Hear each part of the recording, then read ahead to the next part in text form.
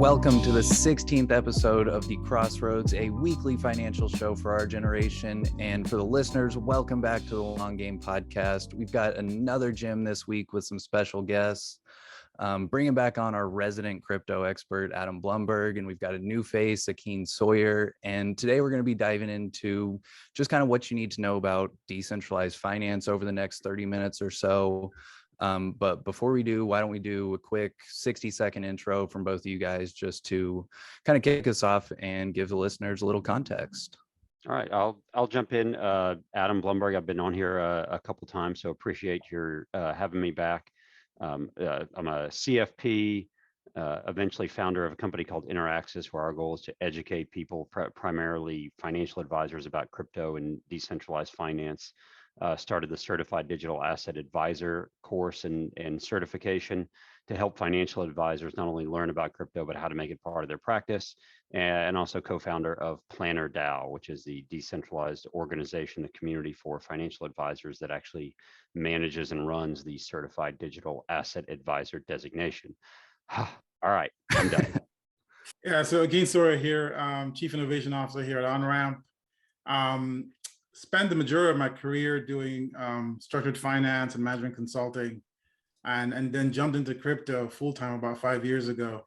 And so across crypto, I've done a number of things, from governance research to product management and working on core teams, building core DeFi protocols, and then interacting with a host of partners to kind of make things work. So I think I have a broad perspective of traditional financial markets, but also, I've gone pretty deep down the rabbit hole in crypto and DeFi, metaverse, like all things crypto. So that's kind of where I stand today. My focus here at OnRamp is really helping, bring formal finance and folks who are in the formal financial services space, particularly RIAs and their clients, into crypto. And we really do that by focusing on providing them educational tools and content, but also the platform to be able to gain access to these assets, buy, sell, trade, and move them across custodial and non-custodial venues. Yeah, for sure. Like lots of exciting things going on from all sorts of different directions. I'm super excited for this episode. And to kind of dive into it, like the way I like to easily frame it from a basic level, like framing decentralized finance, is just kind of the removal of the middleman, like to help people get an understanding of what it even kind of looks like. And this is a very watered down version, but it's almost like Cash App, where you can just send money back and forth to people. But with Cash App, there's still a bank involved that has to settle the transactions at the bottom layer. And this is a little more crypto than DeFi, but in a decentralized environment, blockchain would play the bank's role, and transactions are kind of settled there. And we hit on blockchain in, I think it was 2 episodes ago, or maybe it was the last one. But decentralized finance would be like if your Cash App wallet was the home for money, and you could send it out to investments, pay for things, send it to people, or provide liquidity, like really whatever you want to do while you're maintaining ownership from your phone or your computer, and there's not really a need for a bank. So that's kind of just like my little high level intro. Like, please correct me if I'm wrong, like painting a wrong picture here, but I think the best place to start is kind of just answering the question of what even is decentralized finance and what's it kind of help solving. Adam, if you or either one of you want to start us off.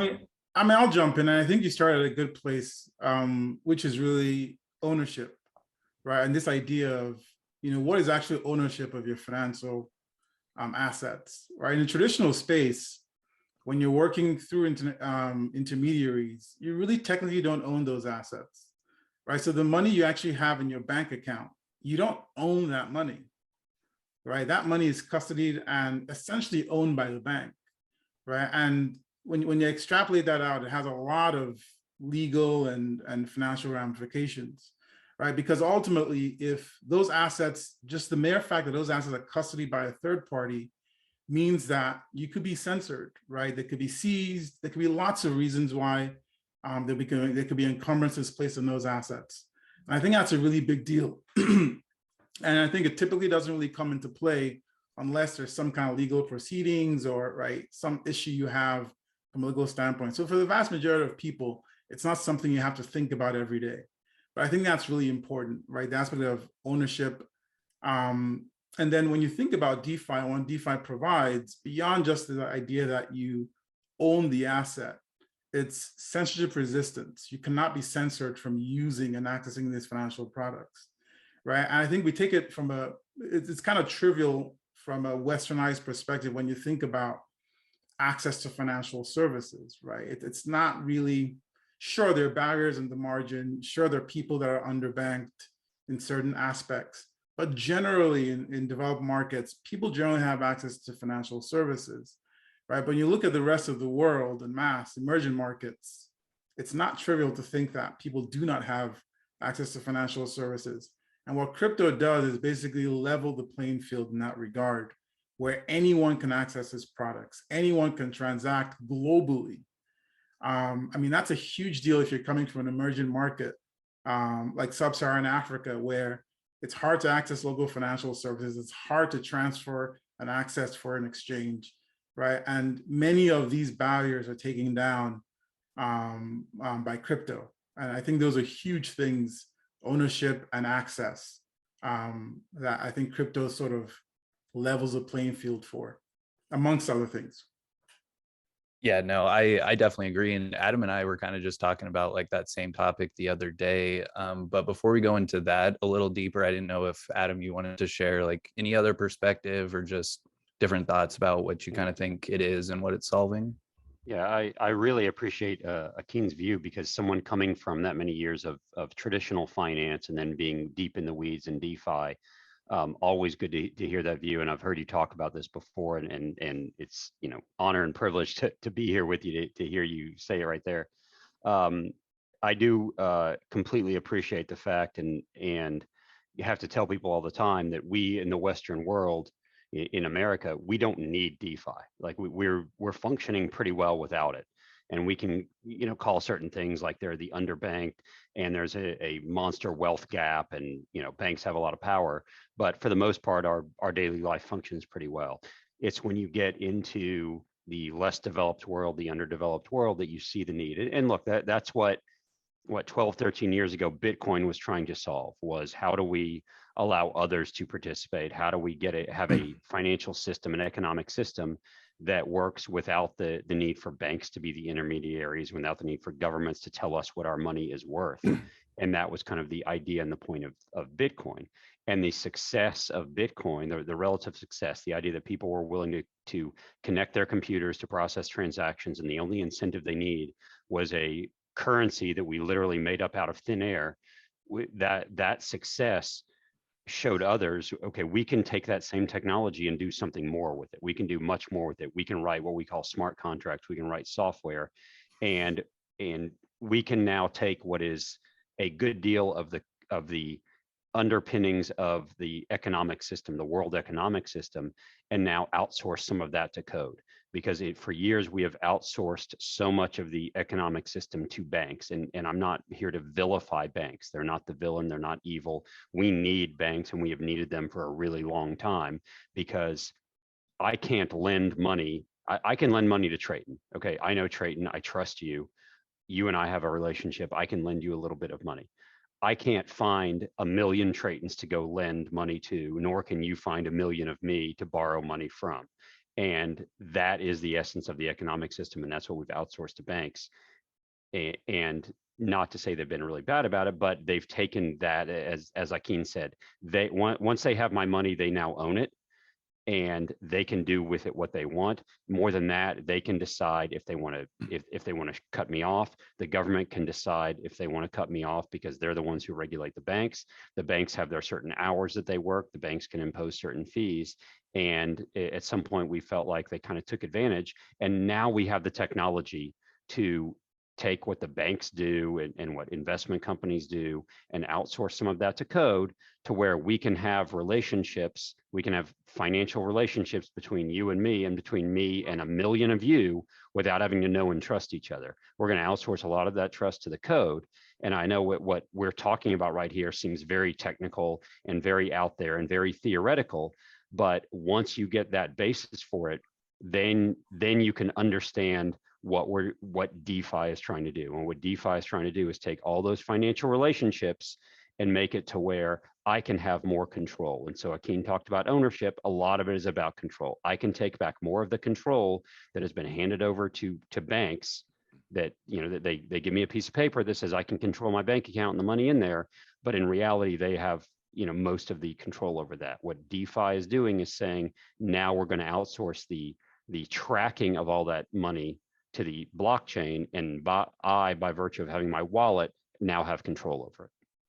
Yeah, I think you made a great point. Like I mean, it truly is like the removal of the middleman, and the middleman in this decentralized scenario is the banks. And I mean, like even retail brand or direct to consumer brands figured that out when they started going direct to consumer instead of going retail. Like they were just taking out the middleman, they can have higher margins. And that's just like one little example of, yeah, we could invest our idle money instead of the bank doing it. They get to earn the returns and they're paying us 0.01%. Like that's just like one small little example. But I feel like on a world scale, like decentralized finance is almost like liberating at like to a point. And I know when you were at Decred, Akin, that you were focused on Africa a lot. And I'm just curious, like if you had anything to share, like tangible examples that you saw or problems that you were specifically working on there, to just kind of show like a real world example of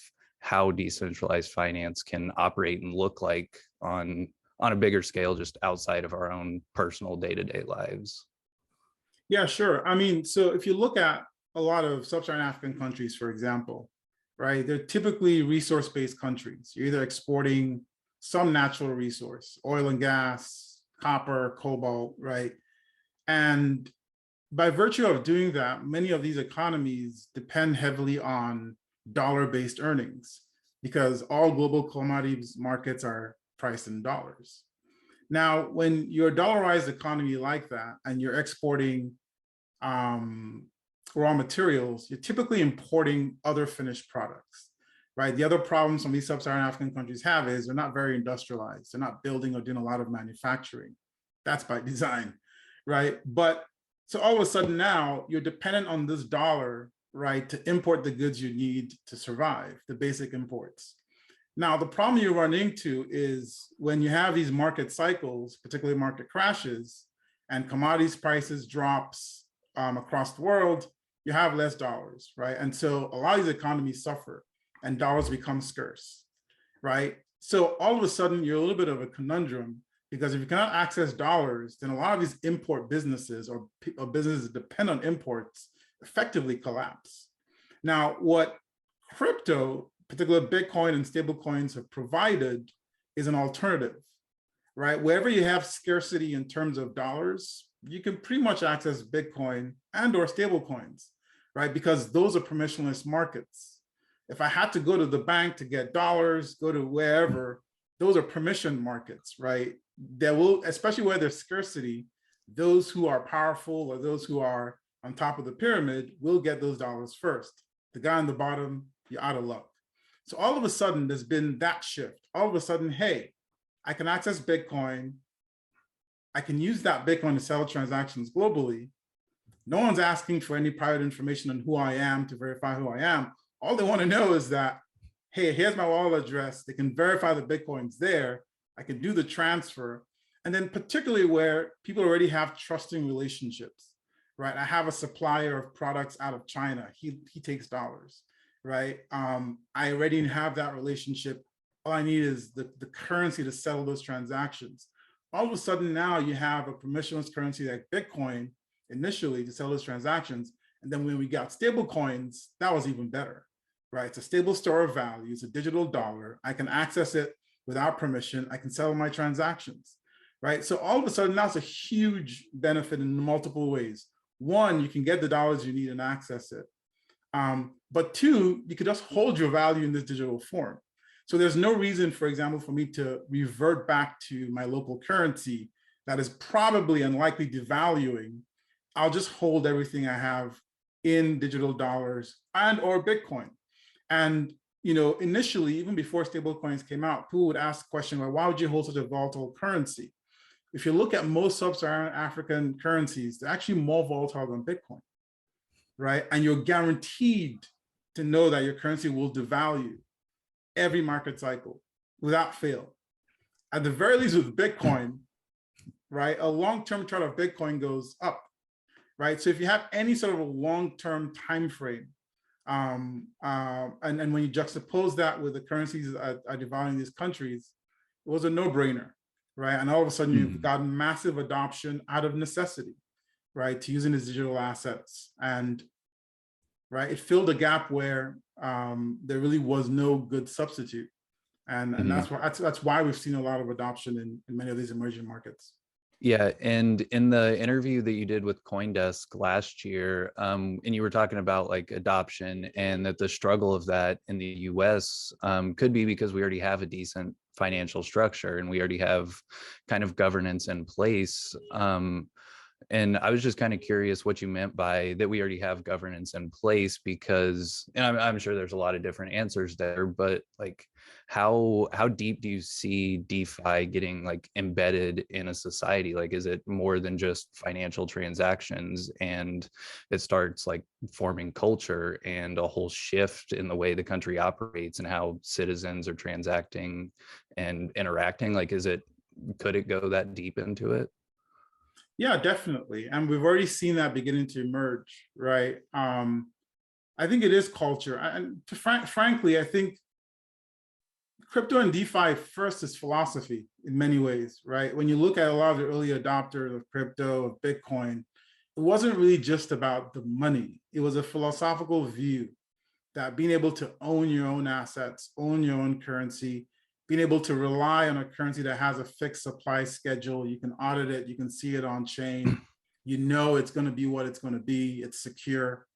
There's so many virtues of the currency that at the end of the day, they're philosophical, and the philosophical becomes part of culture, right? And we're seeing that emerge, and that really was sort of what started Bitcoin. We see that emerge with DeFi, and it's taken off with NFTs and the metaverse, and how much more dynamic that is, because it also includes being able to create things, right, and have a permission system to create and express yourself, and really gather and communicate, right? So crypto as a tool that brings communities of people together so they can collaborate and create is a pretty interesting thing, because all of a sudden, right, the incentives are all aligned for people to collaborate.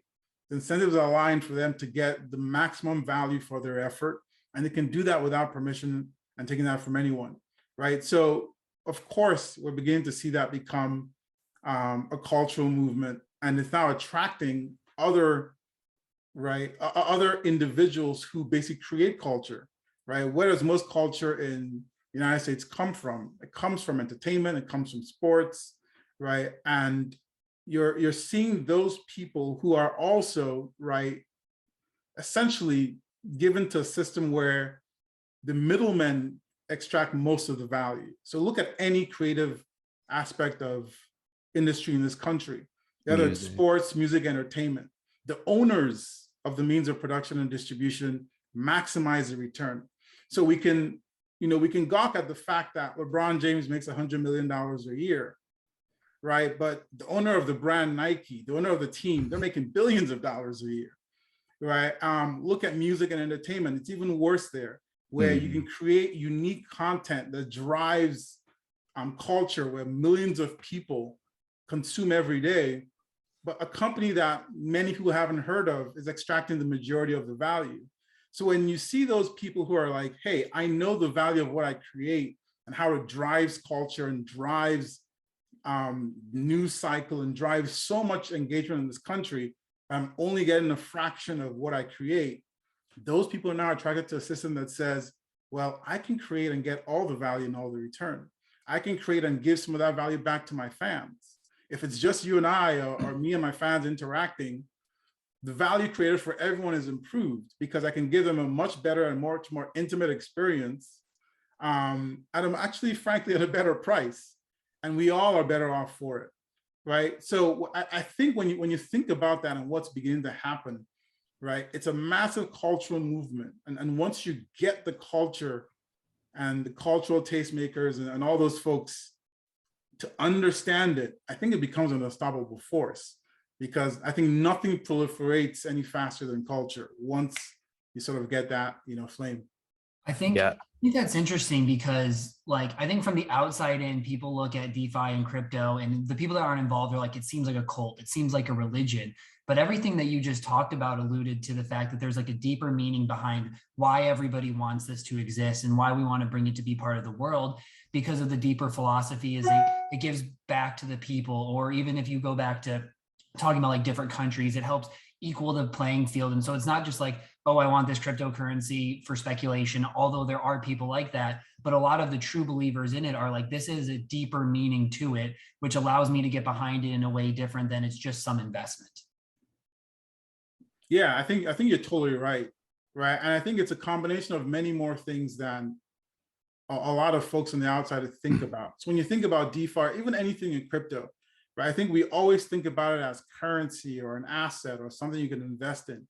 But it's many more things, right? It's culture, it's the future of social media, right? It's a gathering place in the metaverse that's virtual and digital that we're already interacting in, but all of a sudden we own those assets, right? So all of a sudden I can interact with you in a virtual space, but we own the space. We can't be stopped from using the space, right? So I mean, there are examples, for example, of gamers I think gaming is a very good example of a metaverse that kind of already exists, but it's kind of owned by centralized authorities, right? So you have gamers, for example, that make millions of dollars, right? That have millions of people that watch them every day. But we've seen stories of them sort of like, scratching up against the owners of these platforms and getting deplatformed, having issues, having challenges. We see that friction even with, people that create applications on Apple and the App Store, where they don't like what you're doing. So when you can remove all those things and create a space that says we own all the assets, everyone can play by a fair set of rules, I think that's very, very powerful and it's transformational. And I think if people understand broadly like what's really taking place and happening, I think that they'll see there's a lot more to it than just this idea of currencies and financial assets. Yeah, and I think kind of, and like what we're really trying to do with this whole series is like get people to understand it from a base level, so they get the basics, and then everything else kind of builds off those basics. Like I've used an example, it's like math, like you have addition, subtraction, multiplication, division. It gets harder and kind of more confusing the longer you go on, but once you understand like that base level, everything kind of just builds off that. You can kind of start forming your own perspectives and seeing trends and just like ways that it could impact culture or impact just different ways of society. And I could talk about that sort of stuff all day long. But I'm curious, I was going to go into Aave, but I think that would take us into a way different rabbit hole. But like, what's, in your opinion, like what's kind of like something or a series of events that would just like even lead to adoption? Like I know a lot of people have talked about central bank digital currencies. I don't know if that's necessarily the right answer, and there's a lot of risks and things involved with that. But just like if that did happen, like people could realize that, okay, that's not the right option. They're acknowledging digital currency, but there's different options out there, like just standard crypto and standard decentralized finance things. And maybe the government pushing out central bank digital currencies makes people realize that. But I guess also, like, does decentralized finance need to be adopted and like a part of someone's day-to-day life in the US for it to be effective and for it to actually have purpose and value and be viewed as an investment in some cases? Not investment advice, of course. Sure. So I mean, I think the thing that gets me really excited about the future and where I think adoption will come from, and why I think you're seeing folks like Facebook and Microsoft trying to sort of front run or take the lead in that space, is the metaverse, right? And the way I kind of try to explain it is, it creates now a scenario where people can earn a return for their labor. So forget investment, forget, right, investing in a token so it goes up. We're talking about a much more basic need, which is a need to earn a return for your effort and make a living, right? And I think the metaverse now opens up the opportunity to do that in a much more secure way, right, for the creators, as we spoke about before, right? Now, when you juxtapose that with the fact that in the formal world, there are increasing challenges and friction points in terms of traditional work, right? Some of them are, a lot of folks now want to stay home and work from home. Some companies are like, well, you got to come back to work in some fashion. That's creating friction. You're having scenarios where many jobs that exist today are kind of going away. And to be honest, like a lot of jobs that actually went away during the lockdown with COVID aren't necessarily going to come back, right? Lots of companies use that as an opportunity to kind of rationalize and lower their cost structures and maybe, offload more jobs to cheaper environs, right? So for the average American, right, and the average, particularly the average young person, right, a millennial generation, which by the way is the largest generation in history, right? They're growing up in the world and looking at a future where there are many problems they see, right? And particularly these are people who were born or around during the last global financial crisis, right? And they saw what happened there. You saw banks being made whole, but folks who were sold bad mortgages losing their homes, right? And in large part to the fault of other people who created these problems, right? So they've grown up in a world where they see the inequity, the lack of fairness in the current system, and that sort of created some sort of grounding that says, like, I'm not playing a fair game here, right? So all those things, right? And then when you add the fact that this is a generation that has grown up on the internet, this is a generation that's grown up on social media, this is a generation that is the majority of online gaming, right? They already have a lot of the primitives they need to interact natively in these worlds. All of a sudden, if they can earn a living in these worlds, right? If they can earn a living, and you don't necessarily even have to own assets, right? We've seen examples of Axie Infinity where you can show up, you can borrow assets. You have owners who own the assets that can lend them to you, right? You can use that creatively, you can earn a return, you can build wealth in the game, you can buy your own assets, right? And all of a sudden you become an owner, right? Mm-hmm. So there is a pathway now we're beginning to see pathways being formed where people can actually come into this space with no assets other than their time and their skill. They can create value, they can earn from it, right? And all of a sudden you can see now much more dynamic economies growing online where your whole life or your whole virtual life could be actually a lot more meaningful, frankly, and more real, right, than your normal life. And who's to say that's not the case if your virtual life is what's funding your existence, right? For me, I think those things are extremely interesting because it now creates a dynamic where I think we're going to frankly see, right, whole economies shift and move into the virtual world and just create new things we couldn't really imagine in terms of new kinds of jobs, new kinds of ways to earn money, and to do that independently, to do that without having to, right, take permission, without having the risks of your assets being seized, right? That's remarkable. It definitely creates a real big problem for the traditional system when you think about regulation and taxes. But I just don't see how that's stoppable. And there'll have to be some way to kind of compromise or figure out some sort of a grand bargain to kind of be able to like live in both worlds. Yeah, and I think you made a really good point at the end with it being permissionless. And I think a very, very underrated aspect of kind of like the whole digital shift is something that you kind of alluded to, like, especially, I mean, with millennials being the biggest generation and then Gen Z right below us, they have grown up digital first since day one. And don't quote me on it, but I think it was like 80% of people from 12 to 16 had played Roblox within the past year. And that's basically already the metaverse. And they're already kind of creating their little virtual avatars and everything. And that even existed like when I was in high school. Like I religiously played Call of Duty all the time, and my little character and the skins he would have and everything, like that was my little digital avatar. Like that's who I was in the game.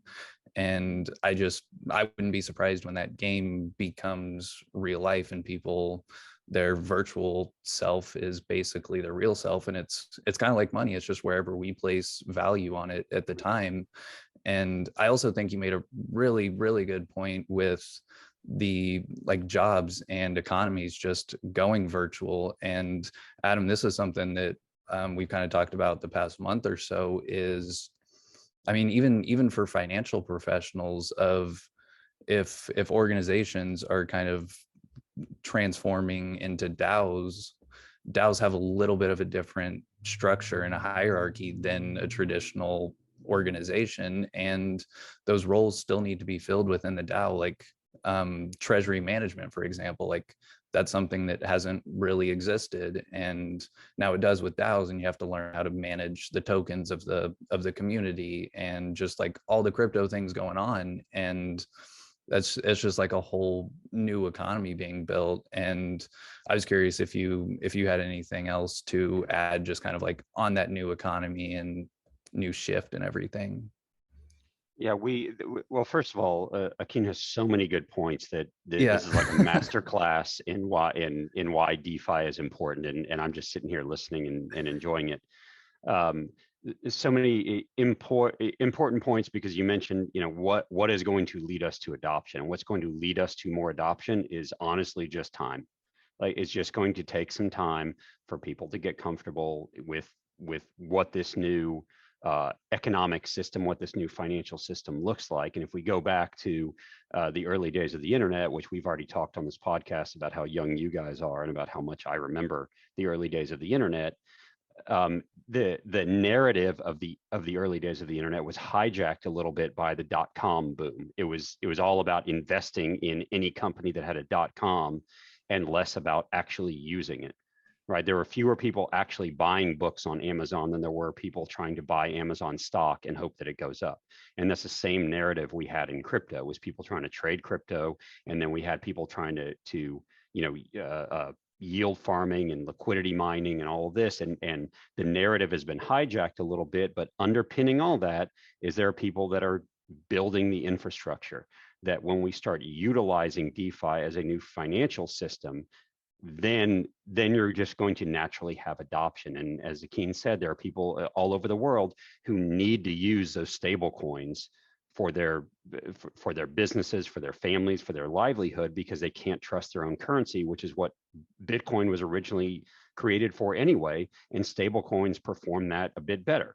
So once you have that, you can see how those people being able to, another great word Akin used was participation. More people being able to participate in the global economy because now they have access to a stable coin that's programmable, and now they can participate in lending and borrowing. They can participate in moving that money around, and all of a sudden you have adoption, you have on and off ramps that are not necessitated through banks. You don't need to ask permission from your bank to get into crypto when you can, or get into DeFi. When I get paid in a token, and then I can actually use that token, whether it's a stable coin or not, to pay for something else, now I'm on. And now I'm actually utilizing the system, and all those other tokens that people speculating on or investing in or whatever, now they have value because people are using the system.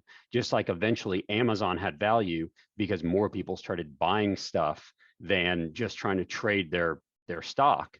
Yeah. Now we're getting to where that infrastructure is being built, and the amount of people who lost money trying to build .coms that really didn't have a business model or a business plan, or there wasn't enough adoption there, is obviously there were billions and billions of dollars lost, and there's probably going to be just as much of that lost in crypto. But that's kind of hijacking the narrative, and the narrative should be we're building a new financial system, and this is just a natural evolution. There's no other way around it. With the technology that we have, and you mentioned, you grew up playing games. I remember file sharing programs. I remember sharing music on Napster and Kazaa, and that is the exact technology that Bitcoin started using. The fact that we can connect our computers via code and not via a centralized server, then we can take that technology, and what else can we share? Well, we can share money now. We can share software now. Why can't we do all that? This is just the natural evolution of technology. And it just so happens, because again, Akin, you talked about regulation. The problem with regulation is regulation, especially in the US, has always fostered innovation, because we needed innovation. We needed more innovation. And the financial system was the one that came in and said, we give you the regulatory ability to go raise money to foster that innovation, to raise money to build on that. It just so happens now that that technological innovation is the money. It is the financial system, and our regulatory system has no idea how to handle that. And for anyone who says we have the laws in place, we absolutely 100% do not have the laws in place to govern this system. We have to have new regulation. I don't mean to be on a soapbox, but we just watched all the testimony yesterday in front of Congress, and it was a bunch of crypto people actually giving great talks to Congress saying, please enact some sort of regulation that will help us, but that makes sense for what we're trying to do, because what we're trying to do is a natural evolution and not necessarily just protect the value of the dollar. We're trying to protect the value that is underlying the dollar, which is the innovation of the United States and the world. So I'm done with my political soapbox now. No, I mean, I think you guys both did an incredible job explaining this. Like Trayton definitely has a higher knowledge base than I do coming into this. So I feel like that helps relate to the listeners, but I think you made a bunch of good points. And one thing I do want to go back to, because I feel like we talk DeFi a lot, is on the metaverse side, because I realize we need a whole episode on that too, to be honest, but you made a really interesting point about like the jobs in the metaverse. And when I've talked to people about this, everybody is like, what job could you even have inside of the metaverse? And I don't know if this is a good comparison, but I think when the internet was first starting, if you told that there'd be jobs of people who build websites inside of this internet, like you're basically building the digital home of your business here, people have been like, that's so stupid. Why would anybody pay you to do that? But it's like the next evolution now of like businesses could be in the metaverse, and there's actually people building your business, your storefront, what that looks like, and like what other jobs could exist. I lived through that, because I was one of the I guess kind of the CFO of a web design and hosting company back in 1999 and 2000, and trying to get traditional companies to understand why they needed a website was extremely painful. It was excruciating. Most of them said, I don't sell books, therefore I don't need some sort of website. We use the phone, we call people, we use yellow pages. And it was insane. It was really difficult to try to get people to understand why they might need a website. And now I wouldn't even fathom, if I met someone, I'm looking up their website before we finish the conversation, because that's how I get my information. And that's basic Web 1 stuff. That's early on. So as I said, adoption is just going to take time. It's just going to take people understanding how and why, feeling secure and safe, having probably some sort of regulation around it. Can you have anything else to add? Yeah, I think a good way is to kind of see how even new kinds of jobs got created, almost particularly on the back of like social media, right? So the social media phase where you had Facebook, you have Instagram, for example. Like we've seen a lot of new types of jobs. Like what's an influencer? That's a job. Like, people who amass followers, and all of a sudden, because they have engagement, what comes after that? Brands show up because they want to access the engagement you have, right? And so you can think about all sorts of jobs that exist today on the internet that never existed before, right? And we will see the same thing happen, and we're actually seeing the same thing happen in the metaverse as well, where as long as there are people there, there's engagement, there's activity. Brands are leading. What's the latest news over the last couple of weeks? We're hearing brands buy space in the metaverse. Adidas, Atari, right? They're all buying and taking up space because they have an understanding and they've seen this game play before, right? They've seen it play out with the internet, and they have some sort of an understanding that, wait, a lot of the young people are showing up in these spaces. The gamers are coming. The brands need to be there, right? Because we need to be at the places where people are engaging and socializing, right? And as more and more of these brands begin to come in, spend money, that seems ridiculous at this point, they're making long-term investments in limited assets, right? What did we see happen even with social media? I think you'll end up seeing a handful of platforms that become the 1 or 2 or 3 mega platforms that everyone goes, right? The network effect will just kind of necessitate that. And so my view is that you'll see even much more dynamic types of jobs. As long as there are people there, they'll need services. They'll need, I mean, imagine a job where you have a massive metaverse and you need to know where to go. There'll be people who are there like whose job it is, almost like a greeter at Walmart. I need to know, where's the soap aisle? I need to know where's Atari? How do I get there quickly? Like there'll be all sorts of interesting things we see that we cannot even imagine, where someone is adding some value, right? Adding time, right? And getting a reward and being paid for it, right? Where we'll see things like even with these metaverses where the metaverse itself is being built by individuals. So we're now seeing real estate companies, development firms that will actually build you your building, develop your land, right? Help you commercialize it, help you earn an income from it, right? And we'll see, I'll imagine we'll see any job that exists today in the real world, particularly the real world service economy, we'll see it also in the metaverse, right? And as more and more of our lives, our activity is going to the internet, is in these virtual spaces, right? More and more of the real activity or economic activity of the world will be in the metaverse, right? And I think that's I think it's hard for people to kind of visualize that, but it's really important, right? When you see the value of platforms like Facebook in the trillions, right? We'll see metaverses that are going to be multiple trillions, an order of magnitude bigger, right? Because there's less friction in getting people over there. The cost structure is easier, it's more accessible, the less intermediaries extracting value, right? There's just so many reasons that make it a superior model on every vector. And I think we'll just, I don't know how long it will take, and I can't speculate, but I think we will get to a point where, as I said before, the metaverse will be the primary point at which we engage and access all the services we need. Yeah, and I think to just expand on that last part a little bit, like talking about just visualizing it happening, I think almost just like thinking about it in wherever, like attention is currency at this point, and wherever the attention is going, like that's where the value's also going. So when we're seeing brands spend money and put their attention towards the metaverse, like that's a sign of something's happening. Like if it's the future for 100%, like no one necessarily knows, but I mean, the writing's kind of on the wall there. And I think one thing that people struggle with, just like kind of understanding the metaverse, I don't want to go too deep into it, but like you were talking with network effects, like, yeah, we'll just say there's 5 kind of main metaverses right now. And people be like, oh, well, why would I buy something there? Like I could just go create a new metaverse, or Facebook's going to create one and it's just going to make this one not valuable anymore.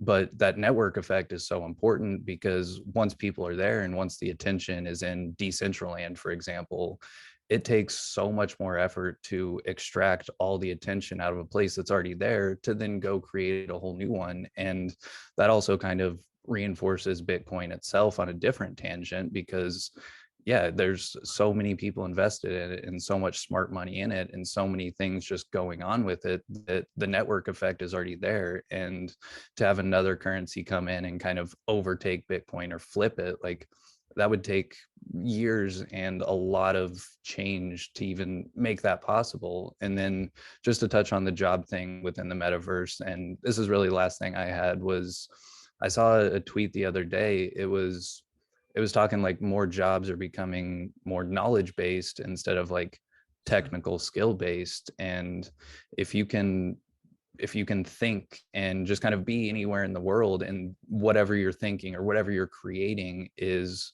providing value, that's a job at that point. Like we don't necessarily have to have someone outside Walmart greeting people. Like that could be just a robot or a hologram in the future, and people are kind of spending their time and effort and attention on more knowledge-based things and more creating and like trying to put value out into the world. And when the world is virtual and it can reach every single person in existence, the opportunities are just about endless at that point. But that's really all I had to add. I also think, though, the last year and a half of COVID has put us into, you talked about remote work. And then we talked about, even if you look at like financial, even in our industry of like, okay, now you have remote conferences. Well, if you just think about like the next evolution of Zoom or the next evolution of, hey, I work from home. Why would I choose to be on this Zoom meeting when we could be in a virtual world all in the same building and it feel more real? And so I think the arguments people always have is like, well, we're just going to be disconnected and we're never going to care about being with people anymore. But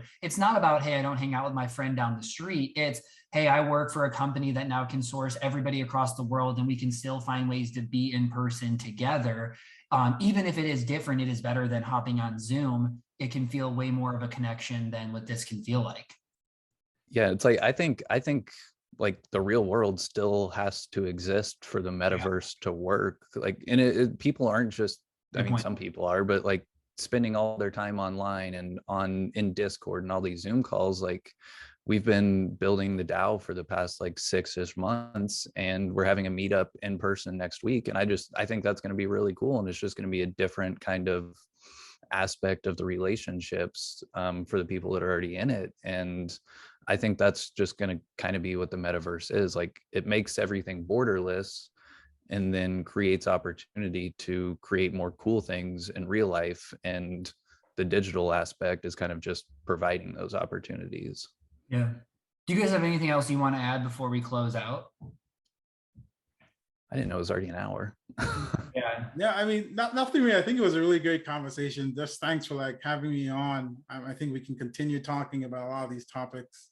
There's so much more to talk about. But I think the one thing I'll leave people with, I remember, you know, when I went to college as a freshman, it was sort of the beginning of the internet, right? It was a time when email was just limited to your campus, right? So you could email people with this sort of command line prompt.